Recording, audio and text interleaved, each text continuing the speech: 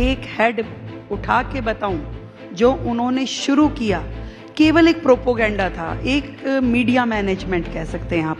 कहाँ है शिक्षा मॉडल? आप आज भी उठाइए, किसी भी स्कूल में जाके देखिए, मैं चैलेंज करती हूँ आपको। आप रैंडमली कोई स्कूल लेके जाइए और जाकर के देख के आइए कि वहाँ क्या पोजीशन है, क्या वहाँ के स्टूडेंट सेटिस्फाइड है, क्या वहाँ के टीचर सेटिस्फाइड है। तो मुझे ये समझ में आता है कि किन किन एरियाज को फोकस करना पड़ेगा। उसमें हेल्थ, उसमें एजुकेशन, उसमें इंफ्रास्ट्रक्चर, उसमें सिक्योरिटी, हर चीज़ को हमें इवेल्युएट करना पड़ेगा और उसी हिसाब से उस सेक्टर पे हमें एक्सपेंसेस देने पड़ेंगे। जब मैं इस पूरा 1 महीना सिस्टम को इवेल्युएट किया तो मैंने पाया कि एजुकेशन के सेक्टर में पिछली गवर्नमेंट्स ने प्रोपोगेंडा ज़्यादा किया है, काम नहीं किया वहाँ। आज भी हमारे स्कूलों की दीवारें जर्जर है, आज भी क्लासेस की कमी है, आज भी जो करिकुलम है वो राष्ट्रीय शिक्षा नीति के हिसाब से नहीं चल रहा। वो लोग अपना ही बोर्ड को महत्व दे रहे हैं। एक दिन में 3-3 लेक्चर आपके एकेडमिक के दूसरे वाले हैं। आप हैप्पीनेस करिकुलम दे रहे हैं, आप देशभक्ति करिकुलम दे रहे हैं, आप थर्ड करिकुलम। एक दिन में 3 लेक्चर एक्स्ट्रा करिकुलर के नहीं हो सकते। आपका एकेडमिक जो है उससे खत्म होता है, उसको स्पेस नहीं मिलता। आपके इतने बाकी सब्जेक्ट है, आपको वो भी पढ़ने हैं। तो कहीं ना कहीं एजुकेशन पॉलिसी में जो उन्होंने लाए, उसमें ना तो उन्होंने infrastructure, smart classes, computer labs की ओर ध्यान दिया, और दूसरा करिकुलम को भी खराब किया मुझे लगता है। तो हमारी ये विश है कि देश की जो शिक्षा प्रणाली अभी नई बनी है, नई शिक्षा नीति, उससे जोड़ते हुए दिल्ली के स्कूल चलें। यहाँ के जो बच्चे हैं ज़्यादा से ज़्यादा उन्हें विश्वविद्यालयों में एडमिशन मिले, कैरियर वाइज वो अपने आप को तैयार कर सकें। उसके लिए हम नई योजना लाए हैं जिसमें उनको हम नीट, जेई, क्लैट, सीए, इन सब फील्ड का उनको तैयारी कराएंगे, यूनिवर्सिटी के एडमिशन के लिए तैयारी कराएंगे, ताकि हमारे इन सरकारी स्कूलों के बच्चे भी अच्छी एजुकेशन के साथ आगे बढ़ सके। और एक वास्ट विजन एजुकेशन को लेकर, क्योंकि कोई भी सोसाइटी देखिए तभी डेवलप कर सकती है जब आपका हेल्थ इंफ्रास्ट्रक्चर और एजुकेशन दोनों इतने हो जो कि आपकी जनता के लिए सफिशिएंट हो। तो इसीलिए हेल्थ में भी बहुत काम करने की ज़रूरत है, एजुकेशन में भी ज़रूरत है, और उस एजुकेशन को एक दिशा देने की ज़रूरत है। अनगाइडेड मिसाइल से काम नहीं चलेगा। आपने 9वीं के बच्चों को, आपने 11वीं के बच्चों को अगर फेल करके सिस्टम से बाहर कर दिया और उसके बाद आप कहें कि जी हमारा तो 100% रिजल्ट है, मुझे लगता है कि वो ठीक नहीं है। आपको उन बच्चों को भी, कमज़ोर बच्चों को भी स्ट्रेंथन करना पड़ेगा, उनके लिए एक्स्ट्रा एफर्ट करने पड़ेंगे ताकि वो भी 10th पास करे, वो भी 12th पास करे और स्ट्रीमलाइन होकर के आपके सिस्टम में से निकले। केजरीवाल का सिस्टम एजुकेशन का अनगाइडेड मिसाइल था। आप देख लीजिए, आपको मैं एक एक हेड उठा के बताऊं जो उन्होंने शुरू किया, केवल एक प्रोपोगेंडा था, एक मीडिया मैनेजमेंट कह सकते हैं आप हैप्पीनेस करिकुलम कर रहे हैं। हैप्पीनेस करिकुलम में क्या, एक आपका सेशन होगा, एक पीरियड होगा, उसमें आप बच्चों को बस लैविश करेंगे कि आपको बैग बस्ता छोड़ दीजिए, हंसेंगे, कुछ अपने आप को एनरिच करेंगे। पैसा कितना खर्च हुआ? 0। कोई खर्च नहीं होना। भी आपकी टीचर्स हैं, थोड़ा उनको ट्रेंड करेंगे, बच्चों को सिखा देंगे, परंतु उसकी एडवर्टीजमेंट में 70 करोड़ रुपए खर्च होता है। आप सोचिए, ऐसे सारे करिकुलम जिनमें एक्सपेंडिचर कुछ नहीं करना।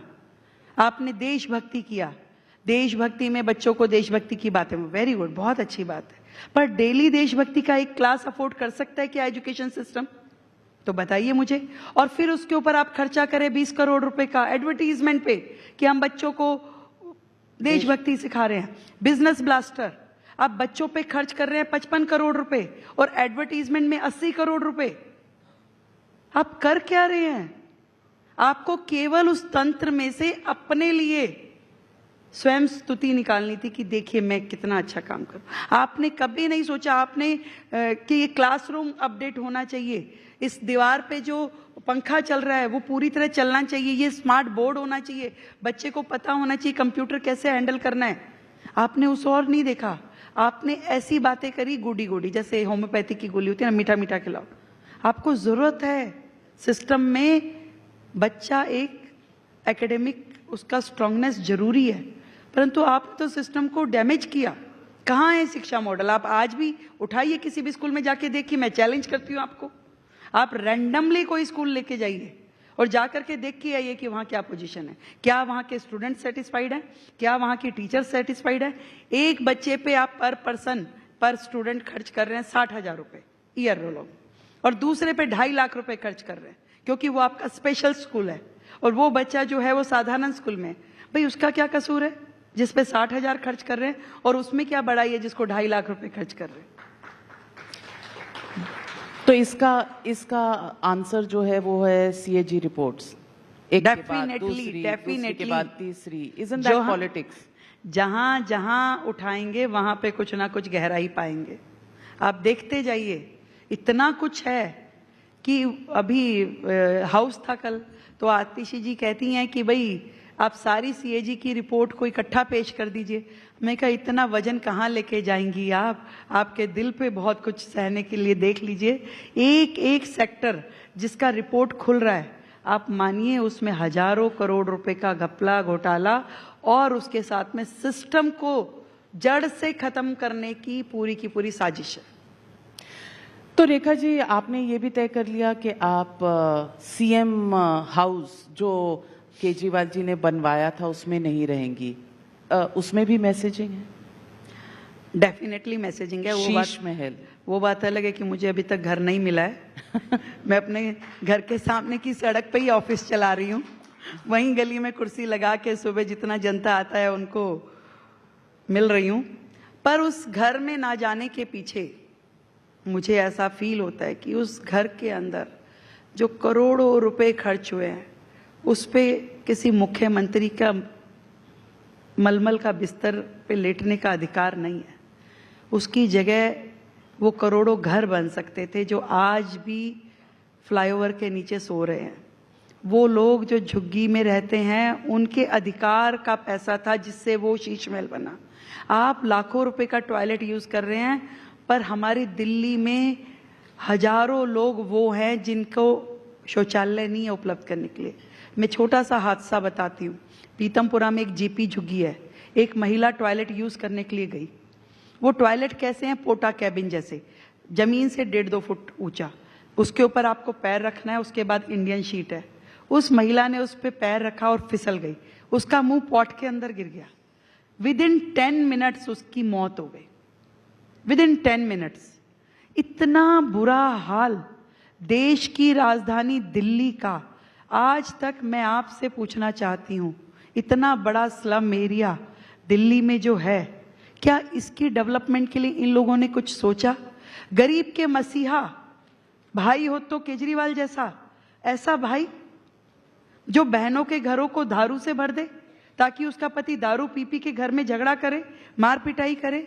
किसी गरीब की झुग्गी में आज तक ये सरकार बता दे कि इन्होंने कभी किसी बच्चे के लिए शिशु वाटिका, कोई 2 झूले, कोई पार्क, कोई गली नाली खड़ंजा, टॉयलेट। दिल्ली को शर्म के मारे डूब जाना चाहिए। मैं आपको लिखित में दे रही हूं नविका जी कि आप किसी भी झुग्गी क्लस्टर में जाके देख लीजिए, बहनों के लिए नहाने की जगह नहीं है। आज भी झुग्गियों में बहन बेटियों को खुले में नहाना पड़ता है, और कितनी निगाहें उनको देखती होंगी गंदी निगाह से। आज या तो वो अपने बाहर नहाती है, या फिर अपना एक जो छोटा सा उसका कमरा है, एक कोने में उसका चूल्हा लगाया, एक साइड बिस्तर लगाए, पर्दा ढकती है, वहां नहाती है, वहीं बर्तन धोएगी, वहीं पे खाना बनाएगी। यदि इतने सालों की आजादी के बाद हम अपने इन गरीब भाई बहनों को कुछ दे नहीं पाए, कांग्रेस ने भी केवल नामकरण किया झुग्गियों का। एक इंदिरा कैंप है, एक संजय कैंप है, एक राजीव कैंप है, सब कैंपों के नाम अपने कैंपों पे रखे हुए हैं।